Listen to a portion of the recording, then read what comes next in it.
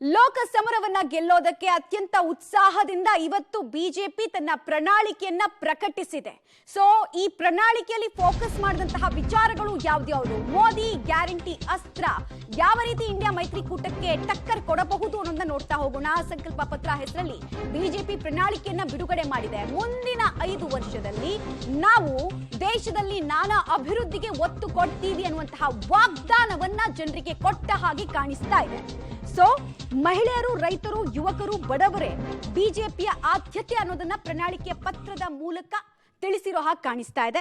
ತೃತೀಯ ಲಿಂಗಿಗಳಿಗೂ ಆಯುಷ್ಮಾನ್ ಭಾರತ ಯೋಜನೆಯ ಬಗ್ಗೆ ಪ್ರಸ್ತಾಪವನ್ನ ಕೂಡ ಈ ಮ್ಯಾನಿಫೆಸ್ಟೋದಲ್ಲಿ ಮಾಡಿರೋದ್ರಿಂದ ಸಾಕಷ್ಟು ನಿರೀಕ್ಷೆಯನ್ನ ಹುಟ್ಟು ಹಾಕಿದೆ. ಬಿಜೆಪಿ ಪ್ರಣಾಳಿಕೆ 2014-19ರಲ್ಲಿ ಏನೇನು ಪ್ರಣಾಳಿಕೆಯಲ್ಲಿ ಘೋಷಿಸಿದ್ರು ಅದರಲ್ಲಿ ಬಹಳ ಮುಖ್ಯವಾದಂತಹ 2-3 ಅಂಶಗಳನ್ನ ಮುಗಿಸಿ ಜನರಿಂದ ಬೇಷಂದಿಸಿಕೊಂಡಂತಹ ಬಿಜೆಪಿಯವರು 3ನೇ ಅವಧಿಗೆ ಏನ್ ಮಾಡ್ತಾರೆ ಅನ್ನೋ ಕುತೂಹಲ ಇತ್ತು. ಸೊ ಈಗ ಅವರ ಪ್ರಣಾಳಿಕೆ ರಿಲೀಸ್ ಆಗಿದೆ. ಒಂದೊಂದಾಗಿ ನೋಡ್ತಾ ಹೋಗೋಣ. ದೇಶದ 4 ದಿಕ್ಕುಗಳಿಗೂ ಕೂಡ ಮೋದಿ ಅವರ ಕನಸು ಬುಲೆಟ್ ಟ್ರೈನ್. ಸೊ ಆ ಬುಲೆಟ್ ಟ್ರೈನ್ ಸಂಚಾರದ ಬಗ್ಗೆ ವಾಗ್ದಾನವನ್ನ ದೇಶದ ವಾಸಿಗಳಿಗೆ ಕೊಡ್ತಾ ಇರೋದು ಸ್ಪಷ್ಟವಾಗ್ತಾ ಇದೆ. ಈ ಪ್ರಣಾಳಿಕೆಯ ಮೂಲಕ ಬುಲೆಟ್ ಟ್ರೈನ್ ಬಗ್ಗೆ ಇಲ್ಲಿ ಪ್ರಸ್ತಾಪವನ್ನ ಮಾಡಲಾಗಿದೆ ಹಾಗೂ ನಮ್ಮ ಬದ್ಧತೆ ಹಾಗೂ ಕಾರ್ಯಕ್ಷಮತೆ ನಾವು ಕೊಡ್ತಾ ಇರುವ ವಾಗ್ದಾನ ಅಂತ ತಿಳಿಸಿದ್ದಾರೆ. ಉತ್ತರ, ದಕ್ಷಿಣ, ಪಶ್ಚಿಮ ಭಾಗಗಳಿಗೂ ಬುಲೆಟ್ ಟ್ರೈನ್ ಇರುತ್ತೆ, ಕಾರ್ಯನಿರ್ವಹಿಸುತ್ತೆ ಅನ್ನೋದನ್ನ ಹೇಳ್ತಾ ಇದ್ದಾರೆ. ಆಮೇಲೆ ಜಸ್ಟ್ ಎಂಟಿ ಪ್ರಾಮಿಸ್ ಅಲ್ಲ, ಅದಕ್ಕೆ ತಕ್ಕ ಹಾಗೆ ನಾವು ವರ್ಕ್ ಮಾಡ್ತಾ ಇದೀವಿ ಅಂತ ಹೇಳ್ತಾ ಇದ್ದಾರೆ. ಶೀಘ್ರದಲ್ಲೇ ಬುಲೆಟ್ ಟ್ರೈನ್ ವಿಚಾರಕ್ಕೆ ಸಂಬಂಧಪಟ್ಟಂತೆ ಸರ್ವೆ ಕಾರ್ಯ ಕೂಡ ನಡೆಯುತ್ತೆ ಅನ್ನುವಂತಹ ವಿಚಾರವನ್ನ ಕೂಡ ಇವತ್ತು ತಿಳಿಸಲಾಯಿತು. ಒಂದೇ ಭಾರತ್ ಮೆಟ್ರೋ ಕೂಡ ಶುರುವಾಗುತ್ತೆ.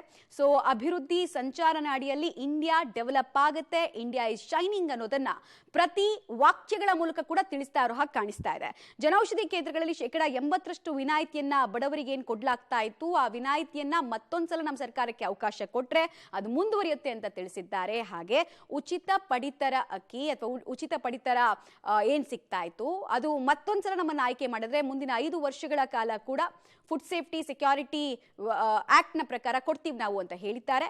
ಇನ್ನು 3 ಕೋಟಿ ಮನೆಗಳ ನಿರ್ಮಾಣವನ್ನ ಮಾಡೋದ್ರ ಮೂಲಕ ಬಡವರ ಕಲ್ಯಾಣವೇ ನಮ್ಮ ಆದ್ಯತೆ ಅನ್ನೋದನ್ನ ಈ ಪ್ರಣಾಳಿಕೆ ಮೂಲಕ ತಿಳಿಸಿದ್ದಾರೆ. ಹಾಗೆ ಸೂರ್ಯಘರ್ ಯೋಜನೆಯಡಿ ಉಚಿತ ವಿದ್ಯುತ್ ಕೊಡೋದನ್ನ ಕೂಡ ಮುಂದುವರಿಸ್ತೀವಿ, ಭಾರತ ಕಟ್ಟ ಕಡೆಯ ಹಳ್ಳಿಗೂ ಕೂಡ ಇದನ್ನ ತಲುಪಿಸ್ತೀವಿ ಅನ್ನುವಂತಹ ಸಂಕಲ್ಪ ಮೋದಿ ಅವರದ್ದಾಗ್ತಾ ಇದೆ. ಹಾಗೆ 70 ವರ್ಷ ಮೇಲ್ಪಟ್ಟವರಿಗೆ ಆಯುಷ್ಮಾನ್ ಯೋಜನೆ ದಕ್ಕತ್ತೆ, ಅದರ ಲಾಭ ಸಿಗುತ್ತೆ ಒಂದು ವೇಳೆ ನಮ್ಮ ಸರ್ಕಾರವನ್ನ ಆಯ್ಕೆ ಮಾಡಿದ್ರೆ ಅನ್ನೋದನ್ನ ತಿಳಿಸ್ತಾ ಇದ್ದಾರೆ. ಮುಂದಿನ 5 ವರ್ಷ ಕಡು ಬಡವರಿಗೆ 5 ಕೆಜಿ ಅಕ್ಕಿ ವಿತರಣೆ ಕಾರ್ಯಕ್ರಮ 3ನೇ ಸಲ ನಮಗೆ ಅವಕಾಶ ಕೊಟ್ರೆ ನಾವು ಮುಂದುವರಿಸ್ತೀವಿ ಅನ್ನೋದನ್ನ ಕೂಡ ವಾಗ್ದಾನದ ಮೂಲಕ ಮಾಡಿದ್ದಾರೆ. ಅಷ್ಟು ಮಾತ್ರ ಅಲ್ಲ, 70 ವರ್ಷ ಮೇಲ್ಪಟ್ಟವರಿಗೆ 5 ಲಕ್ಷದವರೆಗೂ ಕೂಡ ಆಯುಷ್ಮಾನ್ ಯೋಜನೆಯ ಲಾಭ ಪಡ್ಕೊಳ್ಬಹುದು. ಇದು ನಮ್ಮ ಮ್ಯಾನಿಫೆಸ್ಟೋದ ಭಾಗ ಅನ್ನೋದನ್ನು ಕೂಡ ತಿಳಿಸಿದ್ದಾರೆ. ಕಡು ಬಡವರಿಗೆ ಗ್ಯಾಸ್ ವಿತರಣೆ, ಈಗಾಗಲೇ ಫಲಾನುಭವಿಗಳು ಯಾರಿದ್ರಲ್ಲ ಅವ್ರನ್ನು ಕೂಡ ಸ್ಟೇಜ್ ಮೇಲೆ ಕರೆದು ಅವರಿಗೆ ಪ್ರಣಾಳಿಕೆ ಪತ್ರವನ್ನು ಕೊಟ್ಟರು ಅವರು. ಸೊ ಅದರಲ್ಲೇ ನಾವು ಅರ್ಥ ಮಾಡ್ಕೊಳ್ಬಹುದಾಗಿತ್ತು ಇದು ಎಂಟಿ ಪ್ರಾಮಿಸ್ ಅಲ್ಲ, ನೀವು ನಮ್ಮನ್ನ ಅಕೌಂಟಬಿಲಿಟಿ ಕೂಡ ಮಾಡ್ಕೊಳ್ಬಹುದು ಅಂತ.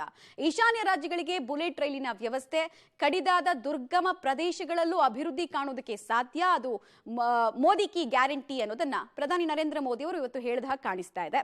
ಗ್ರಾಮೀಣ ಭಾಗದಲ್ಲಿ ವಿದ್ಯುತ್ ಸಂಪರ್ಕದ ಬಗ್ಗೆ ಕೂಡ ವಾಗ್ದಾನವನ್ನ ಬಿಜೆಪಿ ತನ್ನ ಪ್ರಣಾಳಿಕೆಯಲ್ಲಿ ಕೊಡ್ತಾ ಇದೆ. ಕಟ್ಟ ಕಡೆಯ ಹಳ್ಳಿಗೂ ಕೂಡ ವಿದ್ಯುತ್ ಸಂಪರ್ಕ ಕೊಡುವಂತಹ ಬದ್ಧತೆಯನ್ನ ಸರ್ಕಾರ ತೋರಿಸುತ್ತೆ ಅಂತ ಹೇಳ್ತಾ ಇದ್ದಾರೆ. ಮುದ್ರಾ ಯೋಜನೆ ಅಡಿ 20 ಲಕ್ಷದವರೆಗೂ ಕೂಡ ಲೋನ್ ಕೊಡೋ ವ್ಯವಸ್ಥೆಯನ್ನ ಕೂಡ ನಾವು ಮಾಡ್ತೀವಿ, ಇದು ಕೂಡ ನಮ್ಮ ವಾಗ್ದಾನದ ಭಾಗ ಅಂತ ಹೇಳ್ತಾ ಇದ್ದಾರೆ. ಹಾಗೆ ನ್ಯಾಷನಲ್ ಸೆಕ್ಯೂರಿಟಿ ಪರ್ಪಸ್ ನಲ್ಲೂ ನಮ್ಮ ಬದ್ಧತೆ ಕಂಟಿನ್ಯೂ ಆಗ್ತಾ ಇದೆ. ಒಂದು ದೇಶ ಒಂದೇ ಚುನಾವಣೆ ಅನ್ನುವಂತಹ ವಿಚಾರ ಏನಿತ್ತು ಈಗಲೂ ನಾವು ಸ್ಟಿಕ್ ಆನ್ ಆಗ್ತೀವಿ. ಈ ಸಲದ ಮ್ಯಾನಿಫೆಸ್ಟೋದಲ್ಲಿ ಕೂಡ ಅದನ್ನ ಇನ್ಕ್ಲೂಡ್ ಮಾಡ್ತಾ ಇದೆ ಬಿಜೆಪಿ. ಕಳೆದ 2 ಸಲ ಕೂಡ ಇದ್ರ ಬಗ್ಗೆ ಪ್ರಸ್ತಾಪ ಆಗಿತ್ತು. ಆಮೇಲೆ ತೃತೀಯ ಲಿಂಗಿಗಳಿಗೂ ಕೂಡ ಆಯುಷ್ಮಾನ್ ಭಾರತ್ ಯೋಜನೆಯ ಲಾಭ ಸಿಗುತ್ತೆ ಅನ್ನೋದನ್ನ ಕೂಡ ತಿಳಿಸಲಾಗಿದೆ. ಮೋದಿ ಕಿ ಗ್ಯಾರಂಟಿಯ ಪ್ರಣಾಳಿಕೆಯ ಹೈಲೈಟ್ಸ್ ಗಮನಿಸ್ತಾ ಇದ್ದೀರಾ. ದಿವ್ಯಾಂಗಿಗಳಿಗೆ ವಿಶೇಷ ಮನೆಯ ವ್ಯವಸ್ಥೆ, ಅಂದ್ರೆ ವಿಶೇಷ ಚೇತನರಿಗೆ ವಿಶೇಷ ಮನೆಯ ವ್ಯವಸ್ಥೆಯನ್ನ ಕಲ್ಪಿಸಿ ಕೊಡಲಾಗುತ್ತೆ. बहुत ही शुभ दिन है. देश के कई राज्यों में इस समय नववर्ष का उत्साह है. बंगाल इसके लिए भी देश के लाखों ऐसे सक्रिय नागरिक अभिनंदन के अधिकारी हैं, मैं उनका भी धन्यवाद करता हूं. साथियों, पूरे देश को भाजपा के संकल्प पत्र का बहुत इंतजार रहता है और इसका एक बड़ा कारण है। 10 वर्षों में भाजपा ने अपने संकल्प पत्र के हर बिंदु को गारंटी के रूप में जमीन पर उतारा है। भाजपा ने मैनिफेस्टो की सूचिता को फिर स्थापित किया है। ये संकल्प पत्र विकसित भारत के 4 मजबूत स्तंभ युवा शक्ति, नारी शक्ति, गरीब, किसान, इन सभी को सशक्त करता है। हमारा फोकस डिग्निटी ऑफ लाइफ उस पर है, हमारा फोकस क्वालिटी ऑफ लाइफ उस पर है, हमारा फोकस निवेश से नौकरी पर भी है। इस संकल्प पत्र में क्वांटिटी ऑफ अपॉर्चुनिटीज और क्वालिटी ऑफ अपॉर्चुनिटीज दोनों पर बहुत जोर दिया गया है। एक तरफ हमने कई सारे इंफ्रास्ट्रक्चर निर्माण से बड़ी संख्या में रोजगार बनाने की बात की है, दूसरी तरफ हम स्टार्टअप और ग्लोबल सेंटर्स को बढ़ावा देकर हाई वैल्यू सर्विसेज पर भी ध्यान देने जा रहे हैं। भाजपा के संकल्प पत्र में युवा भारत की युवा ಡೀಟೇಲ್ಸ್ ಕೊಡ್ತಾರೆ. ನೇರ ಸಂಪರ್ಕದಲ್ಲಿ ಜಾಯಿನ್ ಆಗ್ತಾ ಇದ್ದಾರೆ ಶಬೀರ್. ಬಿಜೆಪಿಯ ಪ್ರಣಾಳಿಕೆಯನ್ನ ಗಮನಿಸ್ತಾ ಇದ್ವಿ. ನಮ್ಮ ವಾಗ್ದಾನ ಇದು ಅನ್ನೋದನ್ನ ತಿಳಿಸಿದ ಹಾಗೆ ಕಾಣಿಸ್ತಾ ಇತ್ತು. ಆಮೇಲೆ ಕೇವಲ ನಮ್ಮ ಪ್ರಣಾಳಿಕೆ ಹಿಂದಿನ ಚುನಾವಣೆಗಳಲ್ಲಿ ಕೊಟ್ಟಿದ್ದು ಕಾಗದದ ಮೇಲಿನ ಇಂಕ್ ಅಲ್ಲ ಅನ್ನೋದನ್ನ ಕೂಡ ತಿಳಿಸಿದ ಹಾಗೆ ಕಾಣಿಸ್ತಾ ಇತ್ತು. ಆ ಫಲಾನುಭವಿಗಳನ್ನೆಲ್ಲ ಕರೆದು ಅವರಿಗೆ ಪ್ರಣಾಳಿಕೆ ಪತ್ರವನ್ನ ಅಂದ್ರೆ ಸಂಕಲ್ಪ ಪತ್ರ ಕೊಟ್ಟಾಗ ಅದು ಬಹಳ ಸ್ಪಷ್ಟ ಆಗ್ತಾ ಇತ್ತು. ಸೊ ನೀವು ನೋಡಿದಂತೆ ಹೈಲೈಟ್ಸ್ ಏನೇನು ಅಂತ ಅನ್ಸುತ್ತೆ, ಯಾವುದ್ರ ಬಗ್ಗೆ ಹೆಚ್ಚು ನಿರೀಕ್ಷೆ ಇದೆ ಅಂತ? ಮಮತಾ ನೋಡಿ, ಕಾಂಗ್ರೆಸ್ ಗ್ಯಾರಂಟಿ ಯೋಜನೆಗಳನ್ನ ಮುಂದಿಟ್ಕೊಂಡು ತನ್ನ ಪ್ರಣಾಳಿಕೆಯನ್ನ ಬಿಡುಗಡೆ ಮಾಡಿತ್ತು. ಈಗ ಅದಕ್ಕೆ ಕೌಂಟರ್ ಆಗಿ ಬಿಜೆಪಿ ಕೂಡ ಮೋದಿ ಕಿ ಗ್ಯಾರಂಟಿ ಅನ್ನುವಂತ ಪದವನ್ನ ಬಳಸುವ ಮೂಲಕ ತನ್ನ ಪ್ರಣಾಳಿಕೆಯಲ್ಲೂ ಕೂಡ ಅದನ್ನ ಉಲ್ಲೇಖಿಸುವಂತ ಕೆಲಸವನ್ನ ಮಾಡಿದೆ. ಸಂಕಲ್ಪ ಪತ್ರ ಅನ್ನುವಂತ ಹೆಸರನ್ನು ಕೂಡ ಕೊಟ್ಟರು ಕೂಡ ಅದು ಮೋದಿ ಕಿ ಗ್ಯಾರಂಟಿ ಅನ್ನುವಂತ ನಿಟ್ಟಿನಲ್ಲಿ ಅದನ್ನ ಪ್ರತಿಬಿಂಬಿಸುವಂತ ಕೆಲಸವನ್ನ ಈಗ ಸದ್ಯಕ್ಕೆ ಬಿಜೆಪಿ ಮಾಡ್ತಾ ಇರುವಂತದ್ದು.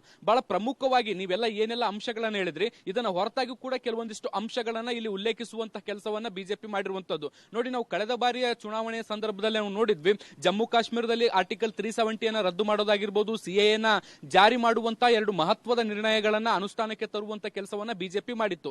ಅಂತದೇ 2 ಪ್ರಮುಖ ನಿರ್ಣಯಗಳನ್ನ ಈ ಬಾರಿ ಕೂಡ ತನ್ನ ಪ್ರಣಾಳಿಕೆಯಲ್ಲಿ ಉಲ್ಲೇಖಿಸುವಂತ ಕೆಲಸವನ್ನ ಮಾಡಲಾಗಿದೆ. ಮೊದಲನೇದಾಗಿ ನಾವು ಗಮನಿಸೋದಾದ್ರೆ ಯುಸಿಸಿಯನ್ನ ಜಾರಿಗೆ ತರ್ತೀವಿ ಅನ್ನುವಂತಹ ಮಾತನ್ನ ಬಿಜೆಪಿ ಹೇಳಿರುವಂತದ್ದು. ಅಂದ್ರೆ ಏಕರೂಪ ನಾಗರಿಕ ನೀತಿ ಸಂಹಿತೆ ಏನಿದೆ ಇದು ಸಾಕಷ್ಟು ಪ್ರಾಮುಖ್ಯತೆಯನ್ನ ಪಡ್ಕೊಂಡಿರುವಂತದ್ದು. ಮತ್ತೆ ಬಹಳಷ್ಟು ದಿನಗಳಿಂದಲೂ ಕೂಡ ಈ ವಿಚಾರದ ಬಗ್ಗೆ ಚರ್ಚೆಗಳು ನಡೀತಾ ಇದಾವೆ. ಆದ್ರೆ ಇನ್ನೂ ಕೂಡ ಅನುಷ್ಠಾನಕ್ಕೆ ತರುವಂತ ಕೆಲಸಗಳು ಆಗಿರಲಿಲ್ಲ. ಹೀಗಾಗಿ ಈ ಬಾರಿಯ ಪ್ರಣಾಳಿಕೆಯಲ್ಲಿ ಅದನ್ನು ಉಲ್ಲೇಖಿಸುವಂತ ಕೆಲಸವನ್ನ ಬಿಜೆಪಿ ಮಾಡಿರುವಂತದ್ದು. ಮುಂದಿನ ಬಾರಿ ಅಧಿಕಾರಕ್ಕೆ ಬಂದಂತ ಸಂದರ್ಭದಲ್ಲಿ ಯುಸಿಸಿಯನ್ನ ಅನುಷ್ಠಾನಕ್ಕೆ ತರ್ತೀವಿ ಅನ್ನುವಂತಹ ಭರವಸೆಯನ್ನ ಇಲ್ಲಿ ಬಿಜೆಪಿ ಕೊಟ್ಟಿರುವಂತದ್ದು. ಇದ್ರ ಜೊತೆಗೆ ಒಂದೇ ಚುನಾವಣೆ ಅಂದ್ರೆ ಒಂದು ದೇಶ ಒಂದು ಚುನಾವಣೆಯನ್ನ ನಡೆಸುವಂತ ನಿಟ್ಟಿನಲ್ಲಿ ಅದರ ಶಿಫಾರಸುಗಳನ್ನ ಕೂಡ ನಾವು ಪರಿಗಣಿಸ್ತೀವಿ ಅನ್ನುವಂತಹ ಒಂದು ಸುಳಿವನ್ನ ಬಿಜೆಪಿ ಕೊಟ್ಟಿರುವಂತದ್ದು. ಹೀಗಾಗಿ ಮುಂದಿನ ಅವಧಿಯಲ್ಲಿ ದೇಶದಲ್ಲಿ ಒಂದು ರಾಷ್ಟ್ರ ಒಂದು ಚುನಾವಣೆ ವ್ಯವಸ್ಥೆ ಏನಿದೆ ಅದನ್ನ ಕೂಡ ಜಾರಿಗೊಳಿಸುವಂತ ನಿಟ್ಟಿನಲ್ಲಿ ಒಂದಿಷ್ಟು ಸಕಾರಾತ್ಮಕ ಕೆಲಸಗಳನ್ನ ಕೂಡ ಮಾಡುವಂತ ಸಾಧ್ಯತೆಗಳಿದೆ ಅನ್ನುವಂತ ನಿರೀಕ್ಷೆಗಳನ್ನ ಕೂಡ ಮಾಡಲಾಗ್ತಾ ಇರುವಂತದ್ದು. ಇವೆರಡು ಪ್ರಮುಖ ಗ್ಯಾರಂಟಿಗಳಾಗಿರುವಂತದ್ದು ಬಿಜೆಪಿದು. ಇದನ್ನ ಹೊರತಾಗಿ ಸಾಕಷ್ಟು ವಿಚಾರಗಳನ್ನ ಕೂಡ ಜನರ ಮುಂದಿಡುವಂತ ಪ್ರಯತ್ನವನ್ನ ಬಿಜೆಪಿ ಮಾಡಿರುವಂತದ್ದು. ಬಹಳ ಪ್ರಮುಖವಾಗಿ ಬಡವರು, ಹಿಂದುಳಿದವರು, ಕೃಷಿಕರು ಮತ್ತೆ ಮಹಿಳೆಯರನ್ನ ಗಮನದಲ್ಲಿ ಇಟ್ಕೊಂಡು ಈ ಒಂದು ಪ್ರಣಾಳಿಕೆಯನ್ನ ಸಿದ್ಧಪಡಿಸಿರುವಂತದ್ದು ಬಹಳ ಸ್ಪಷ್ಟವಾಗಿ ಗೊತ್ತಾಗ್ತಾ ಇದೆ. ಹೊಸ ಬಿಸ್ನೆಸ್ ಗಳನ್ನ ಶುರು ಮಾಡೋರಿಗೆ ಮುದ್ರಾ ಯೋಜನೆಯಲ್ಲಿ ಈವರೆಗೂ 10 ಲಕ್ಷ ರೂಪಾಯಿಯ ಸಾಲ ಸೌಲಭ್ಯವನ್ನ ಕೊಡಲಾಗ್ತಾ ಇತ್ತು. ಈಗ ಅದನ್ನ 20 ಲಕ್ಷಕ್ಕೆ ಹಂತಕ್ಕೆ ಏರಿಸ್ತೀವಿ ಅನ್ನುವಂತ ನಿಟ್ಟಿನಲ್ಲಿ ಭರವಸೆಯನ್ನ ಕೊಟ್ಟಿರುವಂತದ್ದು. ಇದ್ರ ಜೊತೆಗೆ ಬಡವರಿಗೆ ಇನ್ನೂ 30 ಕೋಟಿ ಮನೆಗಳನ್ನ ಕಟ್ಕೊಡ್ತೀವಿ ಅನ್ನುವಂತ ಭರವಸೆಯನ್ನ ಬಿಜೆಪಿ ಕೊಟ್ಟಿರುವಂತದ್ದು. ಕಳೆದ ಅವಧಿಯಲ್ಲಿ ಸುಮಾರು 40 ಕೋಟಿ ಮನೆಗಳನ್ನ ಈಗಾಗಲೇ ನಿರ್ಮಾಣ ಮಾಡಿಕೊಡಲಾಗಿರುವಂತದ್ದು. ಮುಂದಿನ ಹಂತದಲ್ಲಿ ಇನ್ನಷ್ಟು ಮನೆಗಳನ್ನ ಕಟ್ಕೊಡ್ತೀವಿ ಅನ್ನುವಂತ ನಿಟ್ಟಿನಲ್ಲಿ ಭರವಸೆಯನ್ನ ಬಿಜೆಪಿ ಕೊಟ್ಟಿರುವಂತದ್ದು ನಾವು ಗಮನಿಸಬಹುದು. ಇದ್ರ ಜೊತೆಗೆ ರೈತರ ವಿಚಾರಕ್ಕೆ ಬಂದಂತ ಸಂದರ್ಭದಲ್ಲಿ ಕಿಸಾನ್ ಕ್ರೆಡಿಟ್ ಕಾರ್ಡ್ ಅನ್ನ ಇನ್ನು ಹೆಚ್ಚಿನ ಸಂಖ್ಯೆಯಲ್ಲಿ ನೀಡುವಂತ ಪ್ರಯತ್ನವನ್ನ ಮಾಡಲಾಗುತ್ತೆ ಅನ್ನುವಂತ ನಿಟ್ಟಿನಲ್ಲಿ ಭರವಸೆಯನ್ನ ಕೊಡಲಾಗಿದೆ. ಪ್ರವಾಸೋದ್ಯಮ ಕ್ಷೇತ್ರಗಳನ್ನ ಅಭಿವೃದ್ಧಿ ಪಡಿಸ್ತೀವಿ ಅನ್ನುವಂತ ನಿಟ್ಟಿನಲ್ಲಿ ಭರವಸೆಯನ್ನ ಕೊಟ್ಟಿದೆ. ಇದ್ರ ಜೊತೆಗೆ ಸಾಕಷ್ಟು ಮಹಿಳೆಯರ ಸ್ವಾವಲಂಬಿ ಜೀವನಕ್ಕಾಗಿ ಈಗಾಗಲೇ ಏನು ಸ್ವಸಹಾಯ ಗುಂಪುಗಳಿದಾವೆ ಆ ಗುಂಪುಗಳಿಗೆ ಬೇರೆ ಬೇರೆ ವಲಯಗಳ ಟ್ರೈನಿಂಗ್ ಅನ್ನು ಕೊಟ್ಟು ಉದ್ಯೋಗ ಹೊಂದುವಂತ ನಿಟ್ಟಿನಲ್ಲಿ ಕೂಡ ಒಂದಿಷ್ಟು ಕಾರ್ಯಗಳನ್ನ ಮಾಡ್ತೀವಿ ಅನ್ನುವಂತ ನಿಟ್ಟಿನಲ್ಲಿ ಗ್ಯಾರಂಟಿಯನ್ನು ಕೊಡುವಂತ ಕೆಲಸವನ್ನ ಬಿಜೆಪಿ ಮಾಡಿರುವಂತದ್ದು. ಇದ್ರ ಜೊತೆಗೆ ಸಾಕಷ್ಟು ಯೋಜನೆಗಳು ಅಂದ್ರೆ ಅದು ಫುಡ್ ಸೆಕ್ಯೂರಿಟಿ ಆಕ್ಟ್ ಅಲ್ಲಿ ಮುಂದಿನ 5 ವರ್ಷಗಳ ಕಾಲವೂ ಕೂಡ ಉಚಿತ ಪಡಿತರವನ್ನ ಕೊಡ್ತೀವಿ ಅನ್ನುವಂತ ನಿಟ್ಟಿನಲ್ಲಿ ಭರವಸೆಯನ್ನು ಕೂಡ ಬಿಜೆಪಿ ಕೊಟ್ಟಿರುವಂತದ್ದು. ಇದ್ರ ಜೊತೆಗೆ ಸಾರಿಗೆ ವ್ಯವಸ್ಥೆಯಲ್ಲಿ ನಾವು ಪ್ರಮುಖವಾದಂತಹ ಬೆಳವಣಿಗೆಗಳನ್ನ ಕೂಡ ಈ ಒಂದು ಪ್ರಣಾಳಿಕೆಯಲ್ಲಿ ಕಾಣಬಹುದು. ಇನ್ನು 3 ದಿಕ್ಕುಗಳಲ್ಲಿ ಅದು ಪಶ್ಚಿಮ ದಿಕ್ಕು ಆಗಿರ್ಬೋದು, ಉತ್ತರ ಭಾರತ ಮತ್ತೆ ದಕ್ಷಿಣ ಭಾರತ 3 ಭಾಗದಲ್ಲೂ ಕೂಡ ಬುಲೆಟ್ ಟ್ರೈನ್ ಅನ್ನ ಓಡಿಸ್ತೀವಿ ಅನ್ನುವಂತ ನಿಟ್ಟಿನಲ್ಲಿ ಗ್ಯಾರಂಟಿಯನ್ನ ಬಿಜೆಪಿ ಕೊಟ್ಟಿರುವಂತದ್ದು. ಮಮತಾ, ರೈಟ್, ಧನ್ಯವಾದ ಶಬೀರ್ ತಮ್ಮೆಲ್ಲ ಮಾಹಿತಿಗಾಗಿ.